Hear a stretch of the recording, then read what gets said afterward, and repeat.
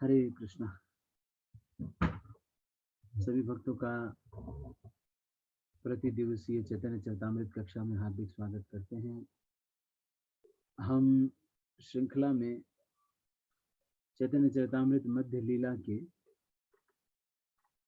8वें अध्याय पर चर्चा कर रहे हैं, जिसमें श्री चैतन्य महाप्रभु एवं रामानंद राय का संवाद। प्यार संख्या 274 तक हमने कर लिया था। तो आज हम प्यार संख्या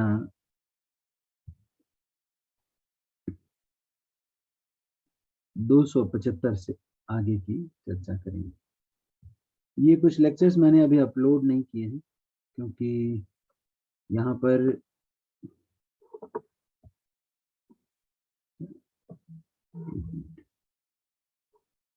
संधिनी राधा माता जी, आवाज ठीक आ रही है? थोड़ा कम है प्रभु जी, वॉइस सच। अभी आप पास में पकड़ना प्रभु जी, माइक तो ठीक है। अच्छा चलो, माइक पास में ही पकड़ते हैं। ठीक है, ओके। सो एनी हाउ, अभी ठीक है? थोड़ा कम ही है प्रभु जी, अभी भी कम ही है ना? हाँ।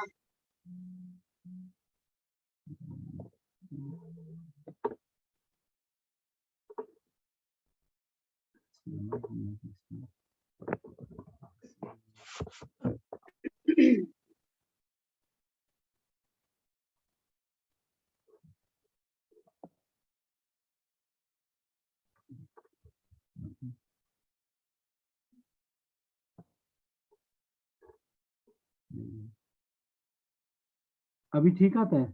अभी अच्छा आ रहा है? ठीक है प्रभु जी। अब बढ़िया है ना? हाँ ठीक है, चलो।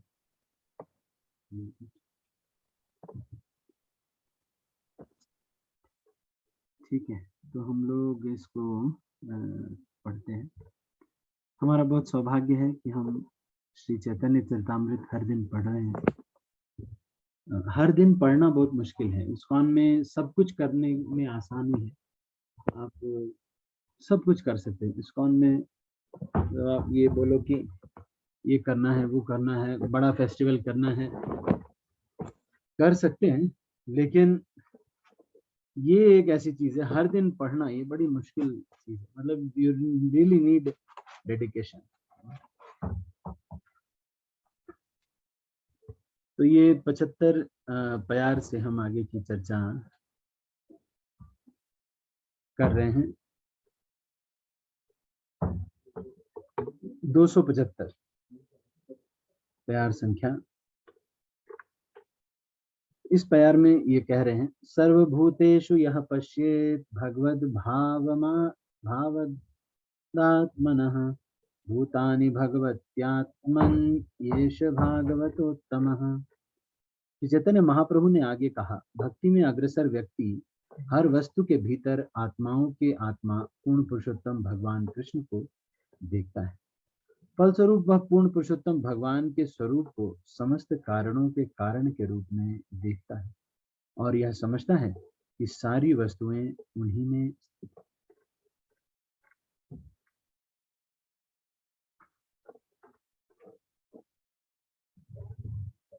तो ये एक उत्तम अधिकारी की परिभाषा के रूप में ये श्लोक बोला जाता है। इसको हम नोट कर सकते हैं, इसको याद भी कर सकते हैं।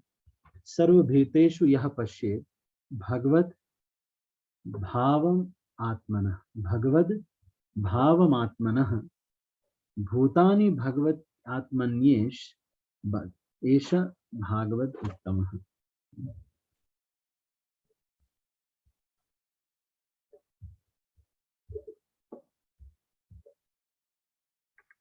तो ये उत्तम अधिकारी की परिभाषा यहाँ पर बताई।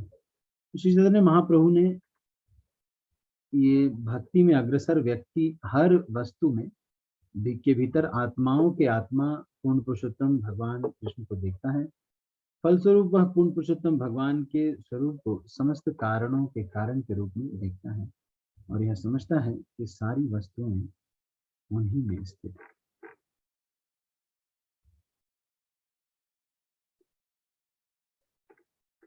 कृष्ण प्रेम के भाव में पौधे, लताएं तथा वृक्ष फूलों तथा फलों से लदे थे, जिसके कारण वे झुके जा रहे थे। वे कृष्ण के ऐसे प्रगाढ़ प्रेम से प्रेरित थे कि वे लगातार मधु की वर्षा कर रहे थे। इस तरह गोपियों ने वृंदावन के पूरे जंगल को देखा।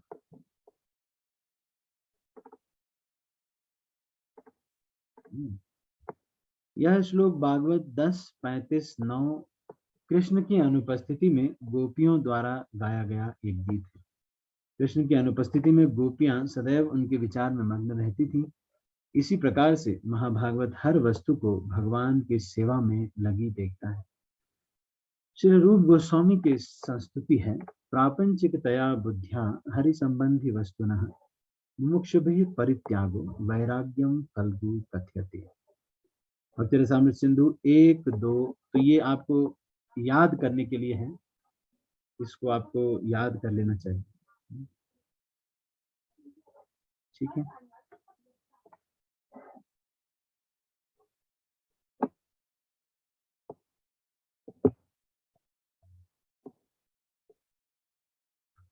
तो ये दो परिभाषाएं हैं, एक तो फल्गु वैराग्य, युक्त वैराग्य।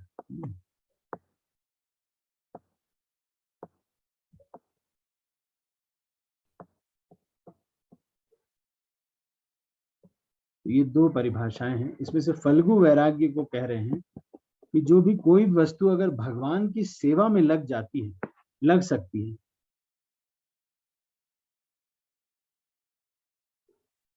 जो भी वस्तु अगर भगवान की सेवा में लग जाती है तो फिर उसको उसका त्याग नहीं करना चाहिए।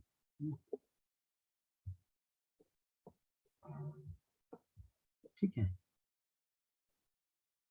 तो अगर उसका कोई त्याग करता है तो इसको फल्गु वैराग्य कहा जाता है।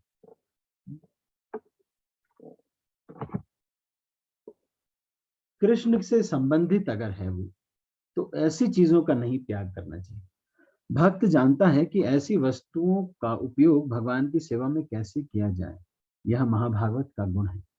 गोपियों ने पौधों, लताओं तथा वन वृक्षों को फल फूल से लदा देखा, जो कृष्ण की सेवा के लिए उद्दृत थे।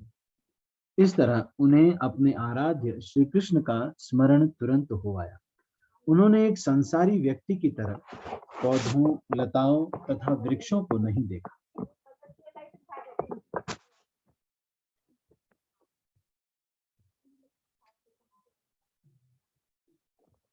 ये हिमाचल की भाषा है।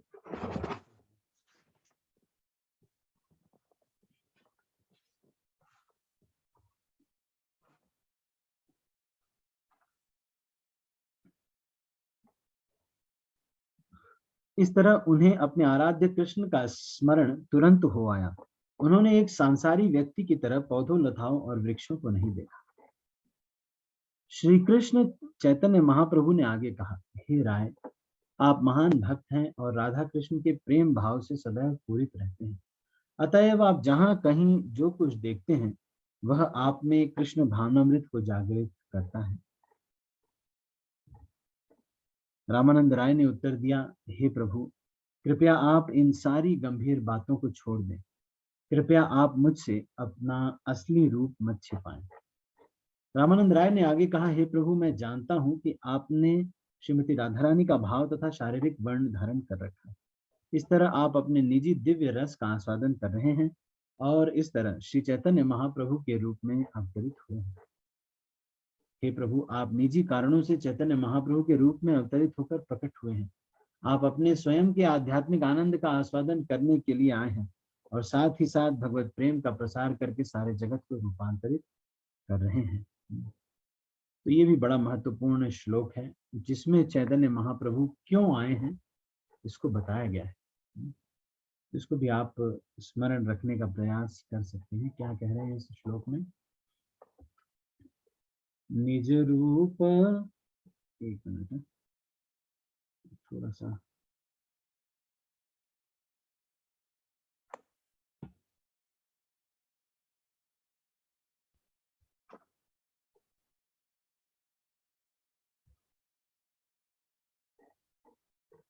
क्या कह रहे हैं, निज गूढ़ कार्य तोमार प्रेम आस्वादन, आनुषंगे प्रेममय कैले त्रिभुवन।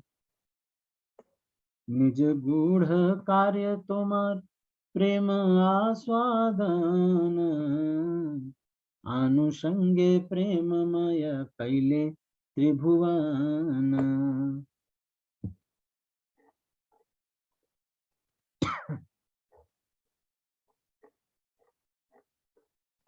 हे प्रभु, आप मुझे मुक्ति प्रदान करने के लिए अपनी अहेतु की कृपा के से मेरे समक्ष प्रकट हुए हैं। अब लेकिन आप छल कर रहे हैं, ऐसे व्यवहार का क्या कारण है? भगवान कृष्ण समस्त आनंद के आगार हैं और श्रीमती राधा रानी साक्षात महाभाव में भगवत प्रेम की मूर्तिमंत स्वरूप है। श्री चैतन्य महाप्रभु में ये दोनों स्वरूप मिलकर एक हो गए हैं। ऐसा होने के कारण श्री चैतन्य महाप्रभु ने रामानंद राय को अपना वास्तविक स्वरूप दिखाया।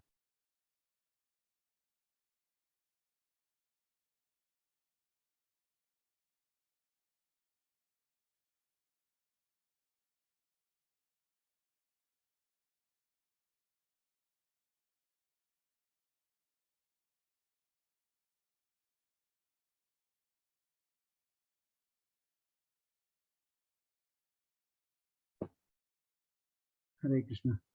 सॉरी, ये थोड़ा सा नेटवर्क का इश्यू हो गया था।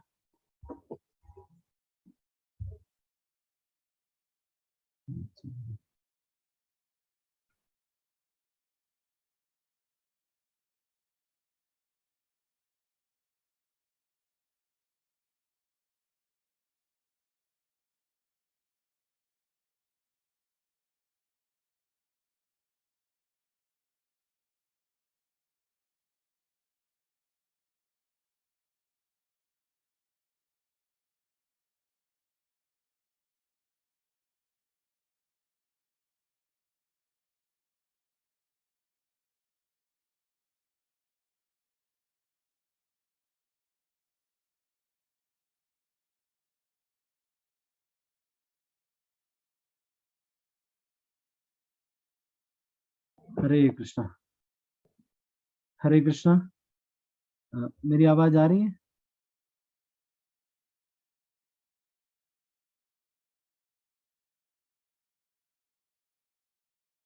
ठीक है, ठीक है, ओके।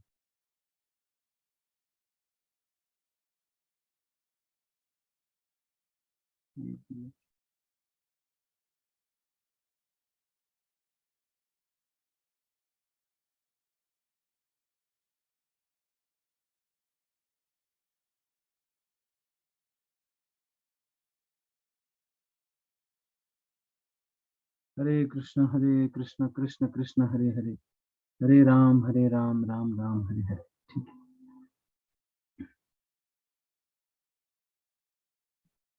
सॉरी थोड़ा सा, ओके।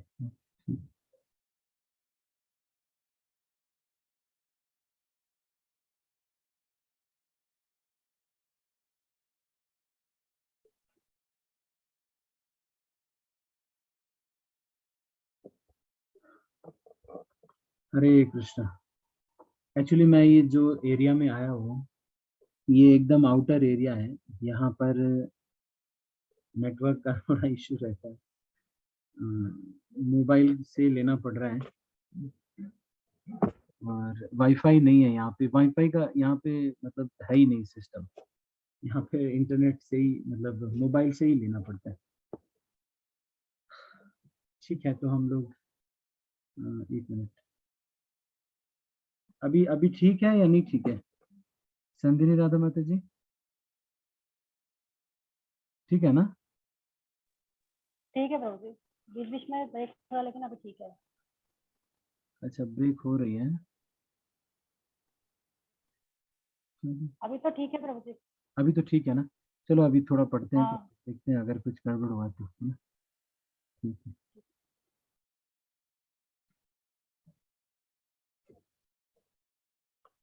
ठीक है।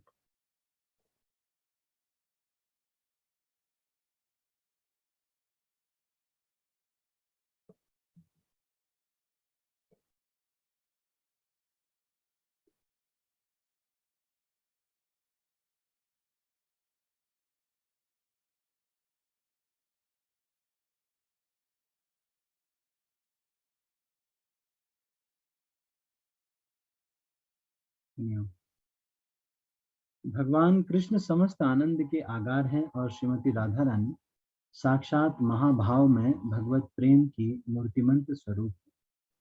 श्री चैतन्य महाप्रभु में ये दोनों स्वरूप मिलकर एक हो गए हैं। ऐसा होने के कारण श्री चैतन्य महाप्रभु ने रामानंद राय को अपना वास्तविक स्वरूप दिखलाया। तात्पर्य इसका वर्णन राधा भाव द्युति सुवलितम नैमि कृष्ण स्वरूपम में हुआ है। भगवान श्री कृष्ण श्रीमती राधा रानी के स्वरूप में मग्न है।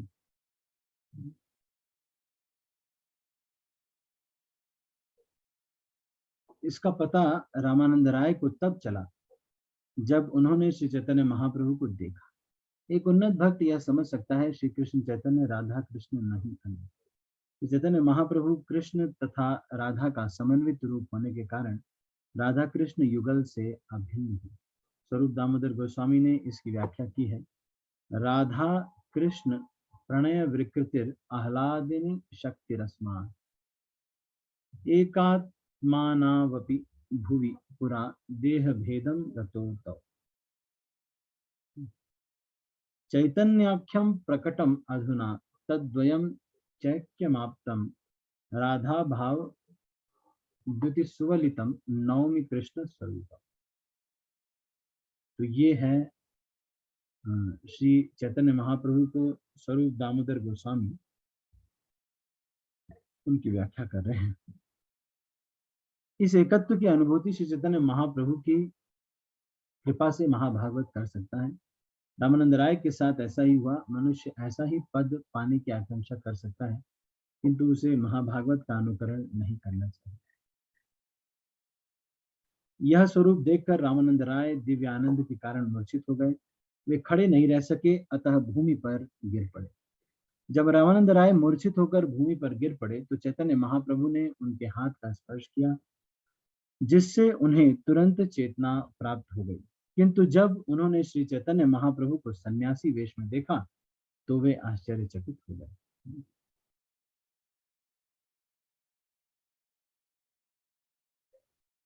रामानंद राय का आलिंगन करने के बाद महाप्रभु ने उन्हें सांत्वना दी और बतलाया, आपके अतिरिक्त अन्य किसी ने यह स्वरूप नहीं देखा है।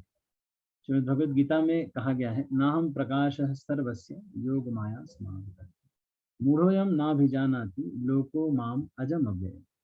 मैं मूर्खों तथा बुद्धिहीनों के समक्ष कभी प्रकट नहीं होता। उनके लिए तो मैं अपनी अंतरंगा शक्ति से आच्छादित रहता हूँ, जिससे वे मुझ अजन्मा तथा अव्यय को नहीं जान पाते।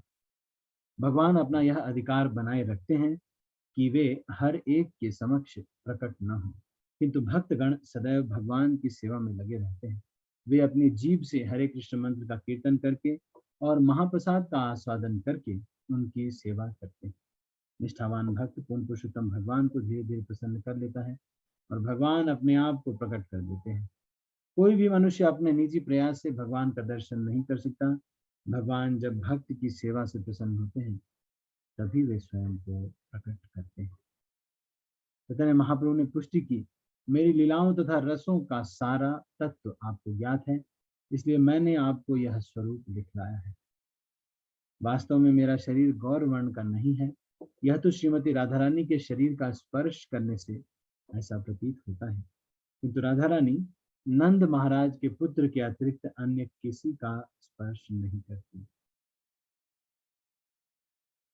तो राधा रानी सतीत्व है ये राधा रानी का।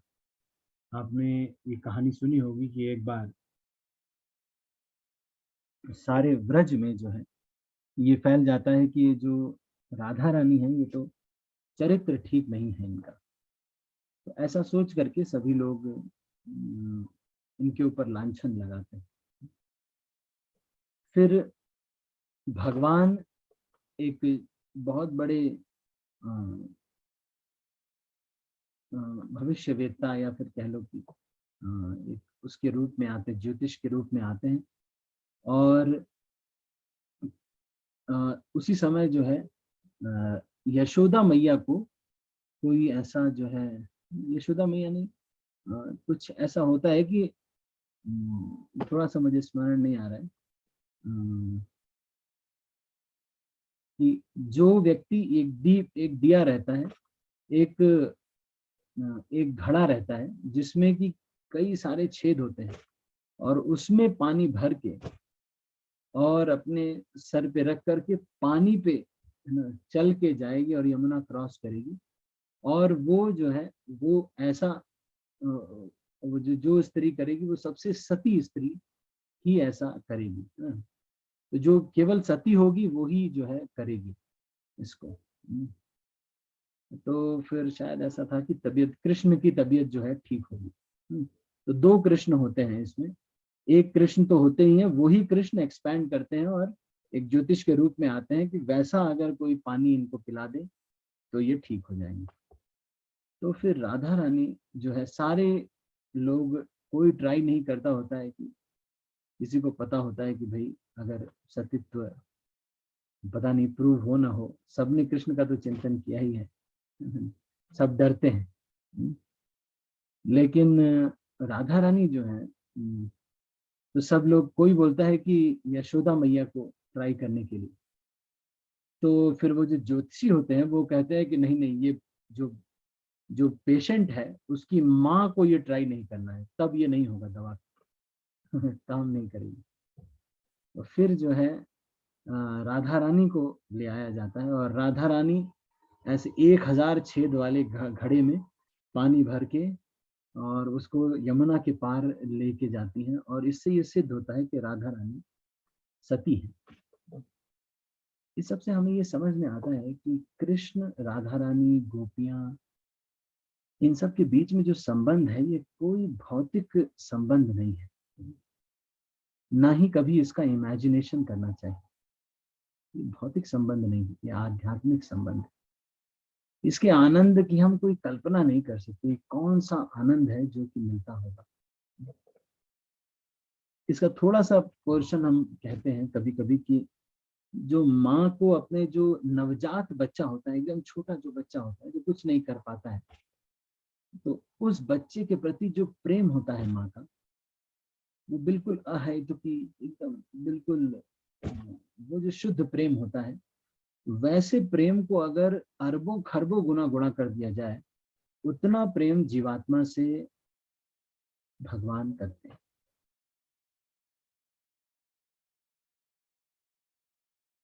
तो यहाँ पर ये चीज को यहाँ पर कह रहे हैं। किंतु राधा रानी नंद महाराज के पुत्र के अतिरिक्त अन्य किसी का स्पर्श नहीं करती। अब मैंने अपने शरीर तथा मन को श्रीमती राधा रानी के भाव में रंग लिया है, इस तरह मैं अपने ही माधुर्य का आस्वादन उस रूप में कर रहा हूँ। गौर सुंदर ने यहाँ श्री रामानंद राय को बताया, आप वास्तव में गौर वर्ण वाले किसी भिन्न व्यक्ति को देख रहे थे। वास्तव में मैं गौर वर्ण का नहीं हूँ, मैं नंद महाराज का पुत्र श्री कृष्ण होने के कारण श्याम हूँ, किंतु श्रीमती राधा रानी के संपर्क में आते ही मैं बाहर से गौर वर्ण का हो जाता हूँ। अच्छा, तो राधा रानी के पास जब आते हैं कृष्ण तो गोरे हो जाते हैं। श्रीमती राधा रानी के अतिरिक्त अन्य किसी के शरीर का स्पर्श नहीं करते। श्रीमती राधा रानी कृष्ण के अतिरिक्त अन्य किसी का स्पर्श नहीं करती। मैं श्रीमती राधा रानी का वर्ण स्वीकार करके अपने ही दिव्य स्वरूप का आस्वादन करता हूँ। राधा रानी के बिना कृष्ण के माधुर्य रस के दिव्य आनंद का आस्वादन नहीं किया जा सकता। इस संबंध में श्रील भक्ति सिद्धांत सरस्वती ठाकुर प्राकृत सहजिया संप्रदाय पर टीका करते हैं, जो कृष्ण तथा भगवान चैतन्य को पृथक पृथक शरीर वाले मानता है।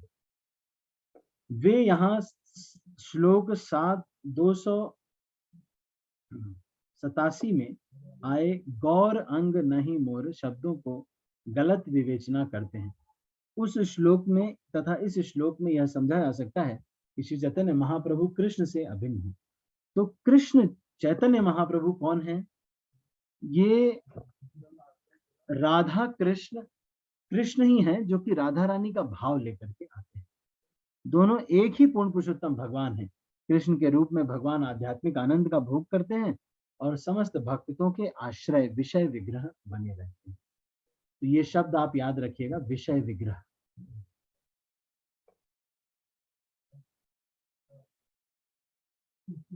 अपने गौरांग स्वरूप में कृष्ण श्रीमती राधा रानी के भाव में कृष्ण विरह का आस्वादन करते हैं। यह भाव से पूरित स्वरूप श्री कृष्ण चैतन्य है। श्री कृष्ण सदैव समस्त आनंद के दिव्य आगार हैं और धीर ललित कहलाते हैं। श्रीमती राधा रानी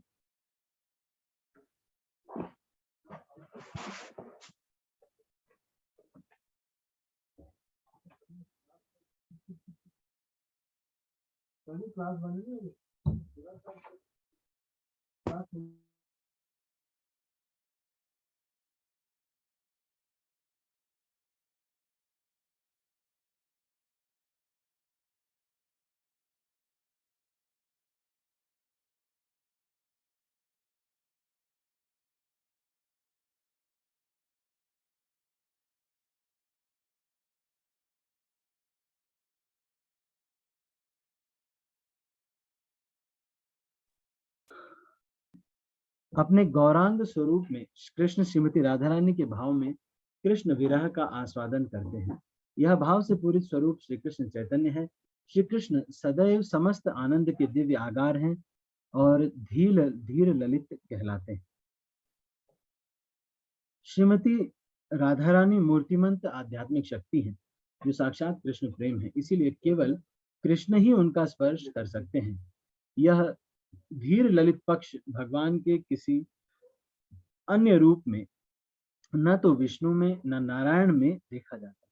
इसीलिए श्रीमती राधा रानी गोविंद नंदिनी तथा गोविंद मोहिनी कहलाती हैं, क्योंकि वे कृष्ण के दिव्य आनंद की एकमात्र स्रोत हैं और वे ही ऐसी हैं जो उनके चित्त को हर सकती है। तब श्री चैतन्य महाप्रभु ने अपने शुद्ध भक्त रामानंद राय के समक्ष स्वीकार किया, अब कोई ऐसा गुप्त कार्य नहीं है जो आपसे अज्ञात हो। यद्यपि मैं अपने कार्यों को गुप्त रखने की चेष्टा करता हूँ, फिर भी आप मेरे प्रति अपने उन्नत प्रेम के कारण प्रत्येक बात को विस्तार से समझ सकते हैं। तब महाप्रभु ने रामानंद राय से अनुरोध किया, इन सारी बातों को गुप्त रखें, आप इन्हें कहीं भी प्रकट न करें। क्योंकि मेरे कार्य उन्मत्त व्यक्ति जैसे प्रतीत होते हैं, अतएव लोग उनकी गंभीरता न समझते हुए हंसी उड़ा सकते हैं। चैतन्य महाप्रभु ने तब कहा, मैं सचमुच उन्मत्त व्यक्ति हूँ और आप भी उन्मत्त हो, अतएव हम दोनों समान धरातल पर हैं। रामानंद राय तथा श्री चैतन्य महाप्रभु की ये वार्ताएं एक सामान्य व्यक्ति जो अभक्त नहीं है उसे हास्यास्पद प्रतीत होती हैं। सारा जगत भौतिक विचारधाराओं से भरा हुआ है और लोग इन वार्ताओं को संसारी दर्शन द्वारा बद्ध होने के कारण समझने में असमर्थ। जो लोग संसारी कार्यों में अत्यधिक लिप्त रहते हैं, वे रामानंद राय तथा श्री चैतन्य महाप्रभु के बीच की इन भावपूर्ण वार्ताओं को नहीं समझ सकेंगे। इसीलिए महाप्रभु ने रामानंद राय से अनुरोध किया कि वे इन सारी वार्ताओं को गुप्त रखें और उन्हें सामान्य जनता के सामने प्रकट न करें। जो वास्तव में कृष्ण भावनामृत में उन्नत होता है वही इन गुप्त बातों को समझ सकता है, अन्यथा वे विक्षिप्त प्रतीत होंगे। इसीलिए चैतन्य महाप्रभु ने रामानंद राय को बतलाया कि वे दोनों ही बातुल लगते हैं और एक ही धरातल पर हैं। इसकी पुष्टि भगवद गीता द्वारा भी हुई है। या निशा सर्वभूतानां तस्यां जागर्ति संयमी, यस्यां जागृति भूतानि सा निशा पश्यतो मुनेः। जो समस्त जीवों के लिए रात है वह संयमी व्यक्तियों के लिए जगने का समय है, और जो समस्त जीवों के लिए जगने का समय है वह अंतरदर्शी मुनियों के लिए रात है। कभी कभी संसारी व्यक्तियों को कृष्ण भावनामृत एक प्रकार का पागलपन जैसा प्रतीत होता है। जिस तरह संसारी व्यक्तियों के कार्य कृष्ण भावनामृत व्यक्ति द्वारा पागलपन का एक रूप समझे जाते हैं। इस तरह श्री चैतन्य महाप्रभु तथा रामानंद राय ने कृष्ण की लीलाओं पर चर्चा करते हुए सुखपूर्वक 10 रातें बिताई। रामानंद राय तथा श्री चैतन्य महाप्रभु के बीच हुई वार्ताएं अत्यंत गूढ़ हैं, जो वृंदावन में राधा तथा कृष्ण के माधुर्य प्रेम से संबंधित है। यद्यपि दोनों ने इन लीलाओं पर विस्तार से बातें की, किंतु वे उनका पार नहीं पा सके। वस्तुतः ये वार्ताएं उस विशाल खान के तुल्य हैं, जहां पर एक ही स्थान से सभी तरह की धातुएं निकाली जा सकती हैं, यथा तांबा, कांसा, चांदी, सोना तथा अन्य सभी धातुओं का आधार चिंतामणि पत्थर। श्रील भक्ति विनोद ठाकुर ने रामानंद राय तथा श्री चैतन्य महाप्रभु के बीच हुई वार्ताओं का सारांश इस प्रकार दिया है। रामानंद राय ने श्री चैतन्य महाप्रभु द्वारा पूछे गए 5 प्रश्नों के उत्तर दिए और ये प्रश्न तथा उनके उत्तर श्लोक 57 से 67 में दिए गए। इस पहला उत्तर तांबे के समान, दूसरा उससे बेहतर कांसे के समान, तीसरा उससे बेहतर चांदी के समान, चौथा सर्वोत्तम धातु स्वर्ण के समान है, किंतु पांचवा उत्तर अत्यंत मूल्यवान रत्न चिंतामणि के समान है, क्योंकि इसमें भक्तिमय जीवन के चरम लक्ष्य अनन्य भक्ति का उल्लेख है और यह अपने पूर्व के 4 उत्तरों पर प्रकाश डालने वाला है। श्रील रामन भक्ति सिद्धांत सरस्वती ठाकुर इंगित करते हैं कि व्रज भूमि में रेतीले तटों वाली यमुना नदी है, वहां कदम्ब वृक्ष है, गौवें हैं, कृष्ण की लकुटियां हैं जिनसे वे गौवें हाँकते हैं तथा कृष्ण की वंशी है। ये सभी शांत रस से संबंधित हैं। इसके अतिरिक्त कृष्ण के प्रत्यक्ष दास हैं, चित्रक, पत्रक, रक्तक। तो अगर कोई आपसे पूछता है कि भगवान के दास लोग कौन है, तो आप बता सकते हैं।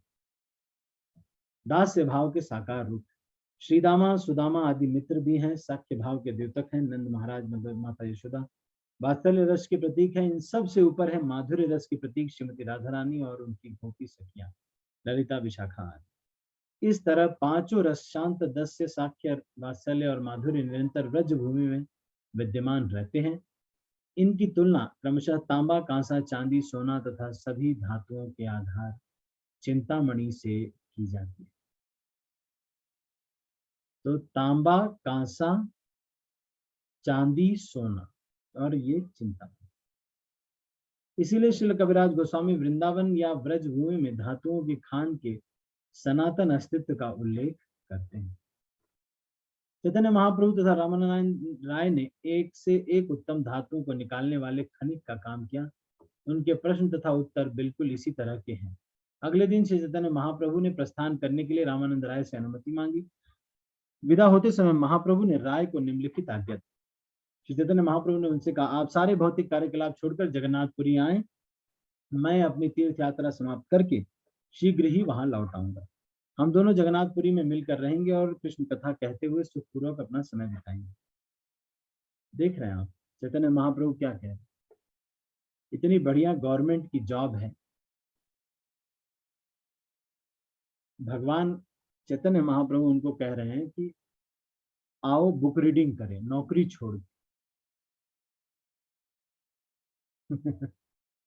भगवान उनको कह रहे हैं आओ चैतन्य चरितामृत भागवत पढ़ें, नौकरी छोड़ के। ये क्या कह रहे हैं, विषय छाड़िया तुम यहाँ नीलाचले, आमी तीर्थ करी तहाँ शिवल्प काले। चैतन्य महाप्रभु ने उनसे कहा, आप सारे भौतिक क्रियाकलाप छोड़कर जगन्नाथपुरी आ जाए, मैं अपनी तीर्थ यात्रा समाप्त करके शीघ्र ही वहां लौटूंगा और वहां हम क्या करेंगे, क्या हम दोनों जगन्नाथपुरी में मिलकर रहेंगे और कृष्ण कथा कहते हुए सुखपूर्वक समय बिताएंगे। मतलब भागवत पढ़ने के लिए, कृष्ण कथा करने के लिए, नौकरी छोड़ने के लिए कह रहे हैं रामानंद राय। तब श्री चैतन्य महाप्रभु ने रामानंद राय का आलिंगन किया और उन्हें उनके घर भेजकर वे स्वयं विश्राम करने लगे। प्रातःकाल जगने के बाद श्री चैतन्य महाप्रभु स्थानीय मंदिर में गए जहां हनुमान जी का विग्रह था। उन्हें नमस्कार करने के बाद महाप्रभु ने दक्षिण भारत के लिए प्रस्थान किया। देखिए यहाँ पर चैतन्य महाप्रभु ऐसा नहीं है कि कहीं भी नहीं जाते, है ना। कई बार भक्तों को ये होता है कि कहीं भी, अरे हम क्यों जाएं कहीं, है ना। लेकिन अगर आसपास में है तो कुछ तो वहां पर आध्यात्मिक माहौल होगा ही, सतोगुण तो होगा ही। तो प्रातःकाल जगने के बाद चैतन्य महाप्रभु देखो चले गए कहाँ, हनुमान जी के मंदिर चले गए। कम से कम वहां कुछ मॉर्निंग प्रोग्राम करेंगे, है ना। नहीं, मैं भी जाया करता था जब सुबह सुबह, कभी कभी तो कोई शिव जी का मंदिर है या कहीं पर भी जो है जाते थे, कभी कभी जाते थे। एक बार तो मैं एक गांव में गया, अणाणु गांव, यहाँ हिमाचल में ऐसे गांव होते हैं, तो उस गांव में मैं गया। तो चलते चलते जब मैं पहुंचा वहां पर, तो वहां शिव जी हैं, अणाणु उनका नाम है शिव जी का। तो मैं वहां पहुंचा, मैं भागवत लिए हुए था, तो मैंने सोचा कि चलो थोड़ा भागवत पढ़ते हैं। तो मैंने पढ़ना शुरू किया। थोड़ी देर पढ़ते पढ़ते पढ़ रहा था, फिर थोड़ी देर कुछ गांव वाले आने लगे, फिर गांव वाले, फिर आते आते बड़ी भीड़ लग गई। सारा गांव इकट्ठा हो गया वहां, और वहां पे फिर पूरी भागवत अच्छे से पूरी क्लास हुई। फिर उन लोगों को लगा कि ये कोई साधु आ गए। यहाँ हिमाचल में बहुत मतलब रेस्पेक्ट से देखा जाता है। फिर मतलब मैं तो वॉक करते हुए चला गया था बस। मैं ये कह रहा हूँ कि इट इज ए, है ना, जो है। और हम, मैं क्या सोच रहा था कि मैं शिव जी के साथ बैठ के थोड़ा भागवतम पढ़ेंगे, है कि नहीं, बस ऐसे सोच रहे थे। तो ऐसे देखिए आप, चैतन्य महाप्रभु भी ऐसे जो है करते हैं। क्या कर रहे हैं चैतन्य महाप्रभु? वहां प्रातः काल जग के स्थानीय मंदिर था एक, जहाँ हनुमान जी का विग्रह, उन्हें नमस्कार करके महाप्रभु दक्षिण भारत के लिए प्रस्थान किया। भारत के समस्त कस्बों तथा शहरों में भगवान रामचंद्र के शाश्वत सेवक हनुमान जी का मंदिर, यहाँ तक कि वृंदावन में गोविंद जी के मंदिर के पास भी हनुमान मंदिर है। पहले यह मंदिर गोपाल जी मंदिर के सामने था, किंतु गोपाल जी का यह विग्रह साक्षी गोपाल के रूप में उड़ीसा चले गया। अब देखिए, ये बता रहे हैं जो वो गोपाल विग्रह था, वो साक्षी गोपाल वहीं पर थे। भगवान रामचंद्र जी के शाश्वत दास होने के कारण हनुमान जी की पूजा लाखों वर्षों से बड़े ही आदर के साथ होती चली आ रही है। यहाँ तक कि चैतन्य महाप्रभु ने दृष्टांत प्रस्तुत किया कि किस तरह मनुष्य को हनुमान जी का आदर करना चाहिए। तो अभी कुछ दिन में हनुमान जी की तिथि भी आ रही है, प्राकट्य दिवस हनुमान जी का। तो ये देखो भगवान की लीला चल रही है। अभी हनुमान जी की पास टाइम आ भी गया। विद्यानगर के सारे निवासी विभिन्न मतों को मानने वाले थे, किंतु चैतन्य महाप्रभु का दर्शन करने के बाद उन्होंने अपना अपना मत त्याग दिया और वैष्णव बन गए। रामानंद राय श्री चैतन्य महाप्रभु के विरह में विह्वल हो उठे। वे अपने सारे भौतिक कार्यकलाप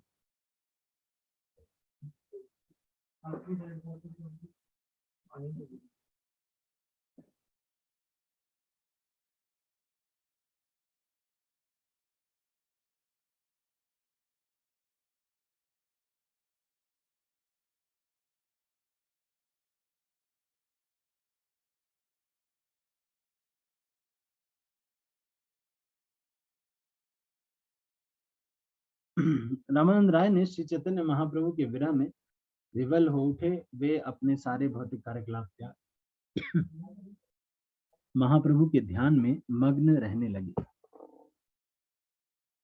मैंने श्री चैतन्य महाप्रभु तथा रामानंद राय के मिलन का संक्षेप में वर्णन किया है। इसका पूरे विस्तार से वर्णन कर पाना संभव नहीं है। यहाँ तक कि 1000 फनों वाले भगवान शेषनाग भी इसका वर्णन नहीं कर सकते। श्री चैतन्य महाप्रभु के कार्यकलाप गाढ़े दूध के समान है। रामानंद राय के कार्यकलाप मिश्री के डेढ़ के समान है। उनका मिलन गाढ़े दूध और मिश्री के मिश्रण से के समान है। जब वे राधा और कृष्ण की लीलाओं के विषय में बात करते हैं, तो मानो उसमें कपूर मिल गया हो। जो व्यक्ति इस मिश्रित व्यंजन का स्वाद चखता है, वह परम भाग्यशाली। तो ये भक्त लोग जानते हैं ये कपूर डाल करके खीर कैसे बनाई जाती है। इस अद्भुत व्यंजन को कानों से ग्रहण करना होता है। जो इसे ग्रहण करता है वह इसका और अधिक आस्वादन करने के लिए लालायित हो जाता है। रामानंद राय तथा श्री चैतन्य महाप्रभु की वार्ताओं को सुनकर राधा कृष्ण लीलाओं के रसों का दिव्य ज्ञान प्राप्त होता है। इस तरह राधा तथा कृष्ण के चरण कमलों के प्रति अनन्य प्रेम विकसित हो सकता है। लेखक का हर पाठक यही अनुरोध है कि इन वार्ताओं को श्रद्धापूर्वक बिना तर्क किए सुने। इस तरह वे से अध्ययन करने पर ही वह श्री चैतन्य महाप्रभु के गूढ़ तत्व को समझ सके। श्री चैतन्य महाप्रभु की लीलाओं का यह अंश परम गोपनीय है। मनुष्य केवल श्रद्धा से तुरंत लाभान्वित हो सकता है, अन्यथा तर्क करने से वह इससे वंचित रहेगा। जिसने श्री चैतन्य महाप्रभु, नित्यानंद प्रभु तथा अद्वैत प्रभु के चरण कमलों को सब कुछ मान रखा है, वही इस दिव्य खजाने को प्राप्त कर सकता है। श्रील भक्ति सिद्धांत सूर्य ठाकुर कहते हैं कि जो श्रद्धावान है उन्हें कृष्ण सुलभ है, किंतु जो तर्क करने के अभ्यस्त हैं उनके लिए कृष्ण दुर्लभ है। इसी तरह जिस व्यक्ति में दृढ़ श्रद्धा है वही रामानंद राय तथा श्री चैतन्य महाप्रभु की इन वार्ताओं को समझ सकता है।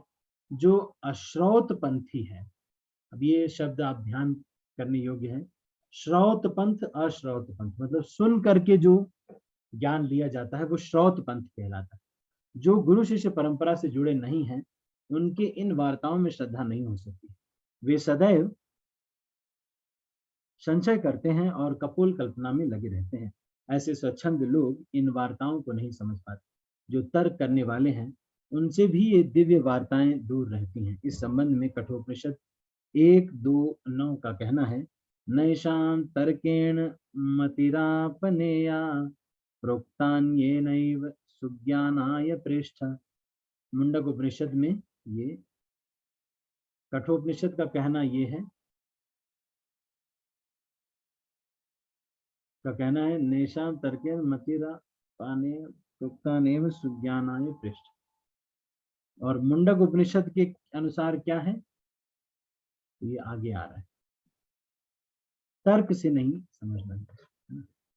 नायम आत्मा प्रवचनेन लभ्यो न मेधया न बहुना श्रुतेन ये मैं यमेश्वैष वृणुते तेन लभ्य तस्यैष आत्मा विवृणेणुते तनुं स्वाम तर्का प्रतिष्ठानात्।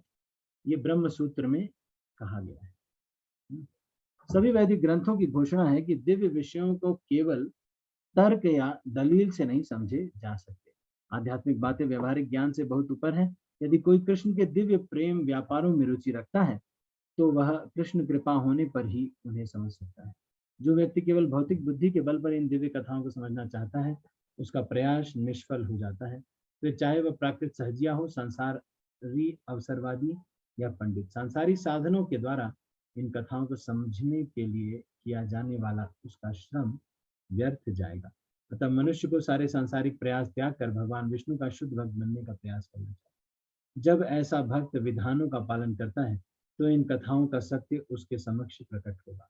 इसकी पुष्टि भक्ति रसामृत सिंधु में हुई है। मनुष्य अपनी इन स्थूल इन भौतिक इंद्रियों से भगवान की नाम लीला रूप गुण तथा पार्षदों को नहीं समझ सकता, किंतु निरंतर सेवा करते रहने से जब इंद्रियां शुद्ध हो जाती हैं तो राधा कृष्ण की लीलाएं, अब निरंतर सेवा करने से इंद्रियां शुद्ध हो जाती हैं और राधा कृष्ण की लीलाओं, ये थोड़ा ध्यान देने की बात है, थोड़ा ध्यान दीजिएगा।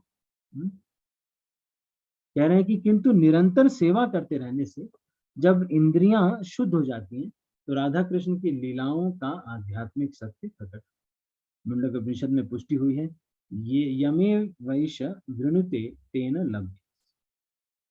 जिस पर पूर्ण पुरुषोत्तम भगवान की कृपा होती है वही श्री चैतन्य महाप्रभु के दिव्य स्वरूप को समझ सकता है। मैं रामानंद राय के चरण कमलों में 1 करोड़ बार नमस्कार करता हूँ, क्योंकि श्री चैतन्य महाप्रभु ने उनके मुख से प्रचुर आध्यात्मिक ज्ञान का विस्तार किया। मैंने श्री स्वरूप दामोदर के गुटकों के अनुसार श्री चैतन्य महाप्रभु रामानंद राय के मिलन की लीलाओं का प्रचार किया। तो स्वरूप दामोदर के गुटके में ये लिखा हुआ है। कोई ये प्रश्न कर सकता है कि प्रभु जी एक बात बताइए, वहां पे तो केवल रामानंद राय और चैतन्य महाप्रभु थे, तो ये सब बताया किसने है? तो फिर यहाँ पर ये बता रहे हैं कि ये स्वरूप दामोदर का गुटका जो है उसमें चैतन्य महाप्रभु ने उनको कभी एक्सप्रेस किया होगा कि मैं वहां वो स्वरूप दामोदर चैतन्य महाप्रभु के साथ रहते थे, तो उन्होंने कभी एक्सप्रेस किया होगा कि ऐसे ऐसे हुआ था, ऐसे, फिर उन्होंने ये पूछा, फिर मैंने ये बताया। तो इस तरह से जो है स्वरूप दामोदर को सब पता है। वैसे भी स्वरूप दामोदर जो है वो भगवान के बहुत निकट पार्षद। लेखक प्रत्येक अध्याय के अंत में गुरु शिष्य परंपरा के महत्व को स्वीकार करते चलते हैं। वे यह दावा कभी नहीं करते कि उन्होंने शोध कार्य के आधार पर यह दिव्य साहित्य रचा है। वे स्वरूप दामोदर, रघुनाथ दास गोस्वामी तथा अन्य प्रामाणिक भक्तों द्वारा लिखे गए गुटकों की प्रति अपनी कृतज्ञता व्यक्त करते हैं। दिव्य साहित्य का लेखन इसी तरह से किया जाता है क्योंकि यह साहित्य तथाकथित विद्वानों तथा शुद्धार्थियों के लिए नहीं है। सही विधि है महाजनों येन गतः स पंथाः। महापुरुषों तथा आचार्यों की का पूरी तरह अनुगमन करना अनिवार्य है। आचार्यवान पुरुषो वेद, जिसे आचार्य की कृपा प्राप्त होती है वह हर बात जान जाता है। कविराज गोस्वामी का यह कथन समस्त शुद्ध भक्तों के लिए अत्यंत मूल्यवान है। कभी कभी प्राकृत सहज ये दावा करते हैं कि उन्होंने अपने गुरु से सत्य सुना है, किंतु अप्रामाणिक गुरु से श्रवण करके दिव्य ज्ञान प्राप्त नहीं किया जा सकता। गुरु को प्रामाणिक होना चाहिए और उसे अपने प्रामाणिक गुरु से श्रवण किया हुआ होना चाहिए, तभी उसके संदेश को प्रामाणिक माना जाएगा। इसकी पुष्टि भगवान कृष्ण द्वारा भगवद गीता में हुई है। इमं विवस्वते योगम प्रोक्तवान अहम अव्ययम विवस्वान मन में प्राह मन विश्वाकवे ब्रवीत। भगवान ने कहा, मैंने यह अमर योग विद्या का उपदेश सूर्यदेव विवस्वान को प्रदान किया और विवस्वान ने इसे मनुष्य जाति के पिता मनु को प्रदान किया और मनु ने इसे श्वाकु को प्रदान किया। इस तरह कोई संदेश प्रामाणिक आध्यात्मिक गुरु शिष्य परंपरा से एक प्रामाणिक गुरु से प्रामाणिक शिष्य तक पहुंचाया जाता है। तो हमारे ये जो सर्वसाक्षी प्रभु है वो एक दिन बता रहे थे कहते हैं कि मैं जब पूना मंदिर में गए सर्वसाक्षी प्रभु पहली बार, तो ये गीता वगैरह पढ़ चुके थे। इनके जीजा जी के घर पे थी गीता, तो वो ले करके इनको पढ़ने का बहुत शौक था, तो ये पढ़ लिए थे। तो बार बार उसमें लिखा हुआ था प्रामाणिक गुरु प्रामाणिक गुरु। तो ये मंदिर में जा करके बोलते हैं कि मुझे प्रामाणिक गुरु से मिलना है तो वो जो ब्रह्मचारी से उन्होंने पूछा था वो भी शायद मजे में थे, तो वो बोलते हैं कि प्रामाणिक गुरु तो रशिया चले गए अब ना मिलने के प्रामाणिक गुरु आपको तो मुझे बस ये याद आया तो मैं आपको बता रहा हूँ कि प्रामाणिक गुरु होना चाहिए, है ना। इस तरह वे अपना दिव्य साहित्य चैतन्य चरितामृत प्रस्तुत कर सके। श्री रूप और रघुनाथ दास के चरण कमलों की प्रार्थना करते हुए, उनकी कृपा की कामना करते हुए मैं कृष्णदास उनके चरण चिन्हों पर चलकर श्री चैतन्य चरितामृत का वर्णन कर रहा हूँ। इस प्रकार चैतन्य चरितामृत मध्य लीला के 8वें अध्याय का भक्ति वेदांत तात्पर्य पूर्ण हुआ, जो श्री चैतन्य महाप्रभु द्वारा रामानंद राय के मध्य हुई वार्ताओं से संबंधित है। तो आज हमने ये चैप्टर कंप्लीट कर लिया है। ये थोड़ा बड़ा चैप्टर था, 313 प्यार, थोड़ा बड़ा चैप्टर था और एक्चुअली नेटवर्क की वजह से मैं बहुत ज्यादा क्वेश्चन आंसर नहीं कर रहा हूँ। ठीक है, तो हम कल से इसको करेंगे। इससे पहले एक दो मैं क्वेश्चन पूछता हूँ, आप इसका जवाब दीजिएगा। मैं देखता हूँ कौन कौन इसको दे पाता है ना। करोड़पति वाला राउंड, है ना। ठीक है, तो अभी आई विल जस्ट मैं ये वीडियो ऑफ कर रहा हूँ क्योंकि मेरा नेटवर्क काफी कम है। चलो, तो पहला सवाल आपसे पूछता हूँ, अश्रौत पंथा क्या होता है? अश्रौत पंथ कौन बताएगा?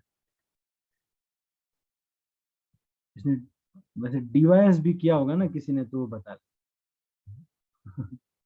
कविता मत जी। हरे कृष्ण प्रभु जी, दंडवत प्रणाम।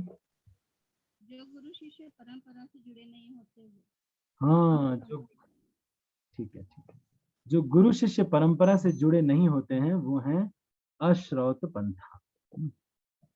ठीक है, ठीक है, अगला सवाल पूछते हैं।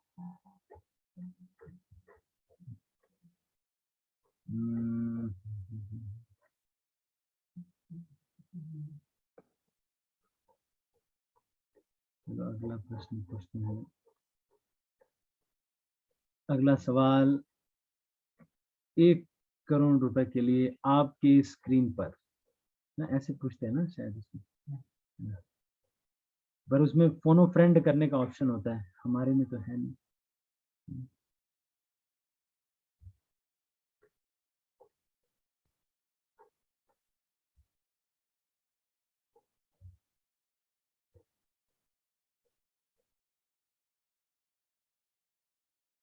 चैतन्य महाप्रभु ने किस कार्य के लिए रामानंद राय को बोला कि आप नौकरी छोड़ दो? किस कार्य के लिए?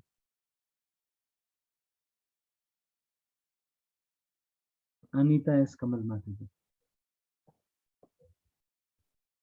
हरे कृष्ण प्रभु जी, दंडवत प्रणाम। प्रभु जी, भगवत गीता भागवतम पढ़ने के लिए चलना। उन्होंने कहा बस कृष्ण कथा करने के लिए नौकरी छोड़ दो। रामानंद हाँ, ने कृष्ण कह दिया कि बस नौकरी छोड़ दो, आके जगन्नाथपुरी में हम लोग कृष्ण कथा करेंगे। ठीक है, थैंक यू माता जी, थैंक यू। अगला प्रश्न पूछते हैं। चैतन्य महाप्रभु और रामानंद राय के बीच जो संवाद हुआ है, इनको किन धातुओं से कंपैरिजन किया गया है और इसका अंतिम वस्तु क्या है? 5 प्रश्न पूछे थे, 5 स्तर पे मतलब था वो बातें जो हुई थी। तो पहला कौन सा धातु था, फिर दूसरा कौन सा, तीसरा कौन सा, चौथा कौन सा और अंतिम क्या?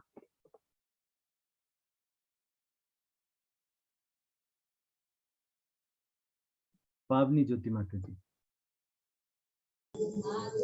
हरे कृष्ण प्रभु जी, दंडवत प्रणाम। प्रणाम। प्रभु जी, तांबा, कांसा, चांदी, सोना और ये सभी के आधार में चिंतामणि। हाँ, इस तरह से चैतन्य महाप्रभु ने की बातों को कृष्णदास कविराज गोस्वामी ने कहा है। ठीक है, वेरी नाइस।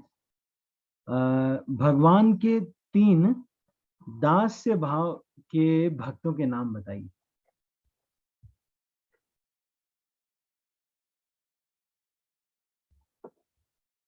चारू गोपी माता जी, चारू गोपी माता जी। प्रभु जी, हरे कृष्ण प्रभु जी, दंडवत प्रणाम। प्रभु जी, सुदामा, सुदामा, हनुमान जी, जो आज हमने पढ़ा। हाँ हाँ, सुदामा जी प्रभु जी। एक मिनट में संधिनी राधा माता जी। हरे कृष्ण प्रभु। चित्रक, पत्रक तथा रत्तक प्रभु। चित्रक, पत्रक तथा एक प्रश्न हमको आया था प्रभु, भक्ति शास्त्री।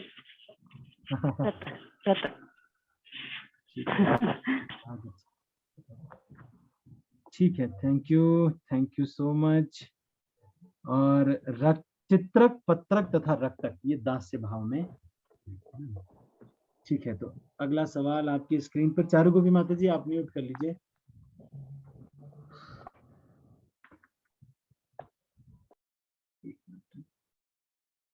हाँ जी, एक मिनट।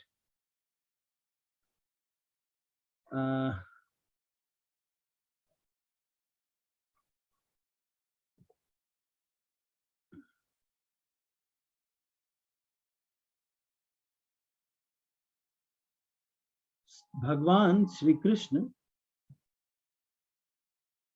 आध्यात्मिक आनंद का भोग करते हैं और समस्त भक्तों के आश्रय बने रहते हैं, तो इसलिए इन भगवान को क्या कहा जाता है? भगवान को क्या कहा जाता है? अनीता एस कमल माता जी।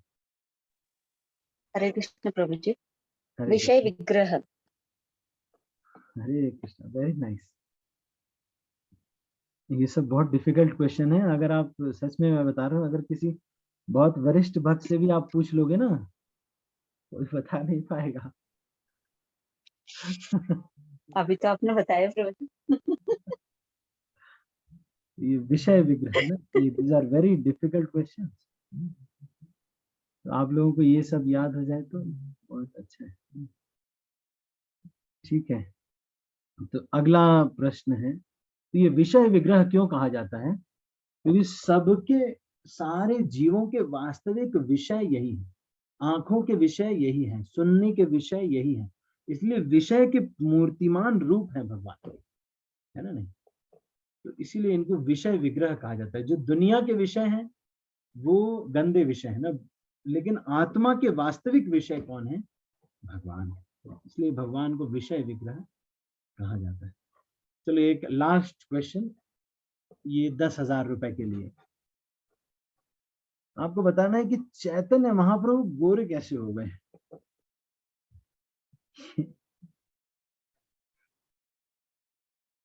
ये क्वेश्चन का उत्तर एकदम गंदे बच्चों से भी मैं आशा करता हूं कि वो भी देंगे।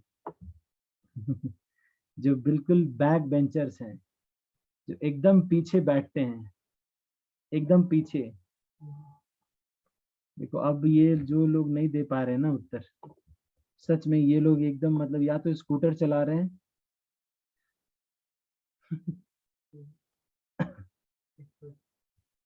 प्रश्न वाला हिसाब किताब में नहीं आता। एक मिनट, तो चैतन्य महाप्रभु, चलो अभी मैं कोई, ये तो सब अच्छे बच्चों ने ही हैंड रेज किया है, फिर कैसे, ये फिर ठीक नहीं है ना। बैक बेंचर्स ने तो हैंड ही रेज नहीं किया। अब मैं अगर उनका नाम ले भी लूं और वो बोले कि प्रभु जी मैं तो अभी गाड़ी चला रहा हूँ, फिर मैं कैसे सोचूं? चलो ठीक है, ओके। अभी सब अच्छे बच्चों ने ही किया, ठीक है सर। पुष्टि रूपा माता जी।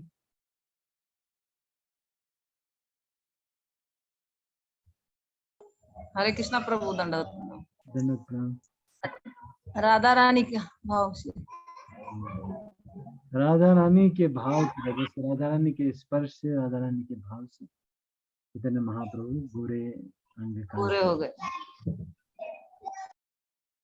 ठीक है, तो अभी हम इसको यहीं पर क्लोज करते हैं। आप में से किसी का अगर कोई प्रश्न है तो वो पूछ सकते हैं, मैं सबके हाथ नीचे कर रहा हूँ। किसी का कोई प्रश्न है? आपका कोई प्रश्न नहीं?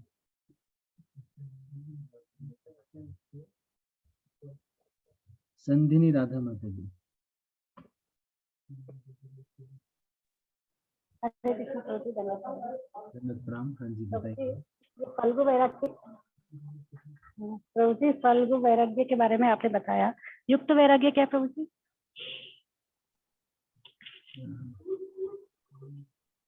अनासक्तस्य विषयान् यथा अर्हम् उपयुञ्जतः निर्बंधे कृष्ण संबंधे युक्तम वैराग्यम उच्यते। एक तो है फल्गु वैराग्य, प्रापंचिकतया बुद्ध्याः हरि संबंधी वस्तुनः मुमुक्षुभिः परित्यागो वैराग्यम फल्गु कथ्यते। तो फल्गु वैराग्य है वो वैराग्य जो कि क्या है, केवल दिखाने के लिए वैराग्य करते हैं। चीजें हैं, इस्तेमाल हो सकती है, लेकिन कहेंगे छी छी छी छी छी, हम नहीं करते ये सब। और उसके बाद बिना कपड़ों के रहेंगे। अच्छा, मैं ये कह रहा हूँ कि इसको फल्गु वैराग्य कहते हैं। प्रापंचिकतया बुद्ध्या हरि संबंधी वस्तुनः मुमुक्षुभिः परित्यागो वैराग्यम फल्गु कथ्यते। उसी तरह से वो वैराग्य क्या है, युक्त वैराग्य। युक्त वैराग्य का मतलब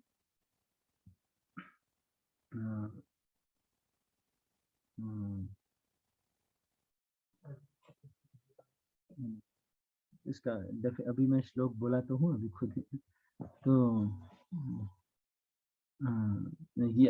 यथा आरणम उपयुञ्जता है ना, नहीं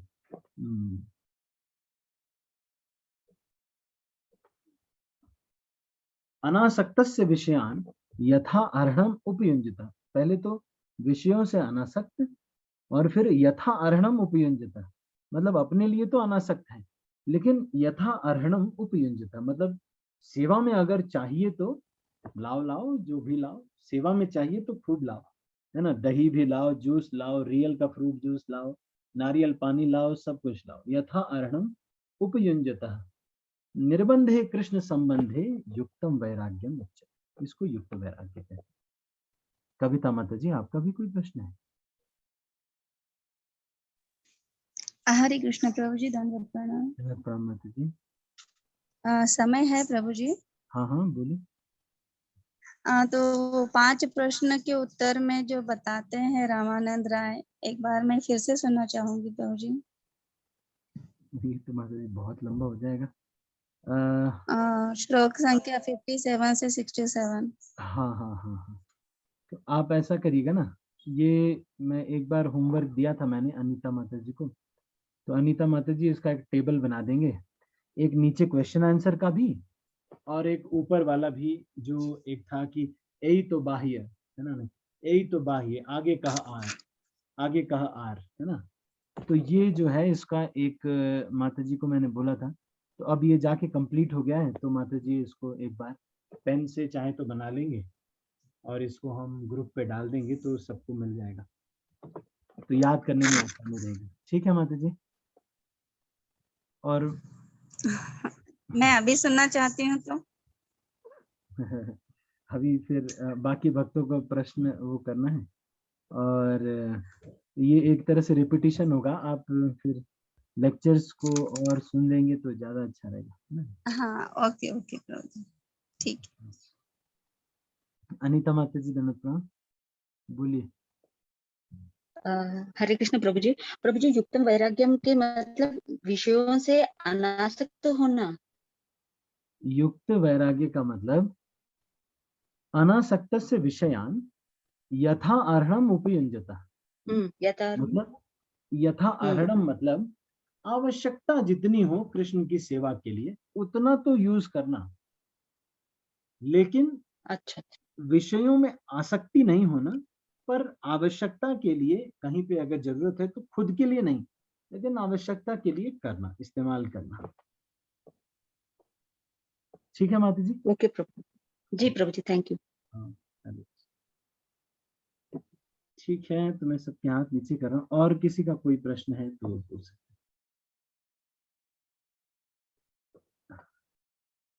सॉरी, अभी यहाँ पे नेटवर्क भी थोड़ा सा इश्यू चल रहा है, इसलिए मैं बहुत इंटरेक्टिव सेशन नहीं कर रहा हूँ, क्योंकि ठीक है। Thank you so much. Hare Krishna. सभी भक्तों का बहुत बहुत धन्यवाद।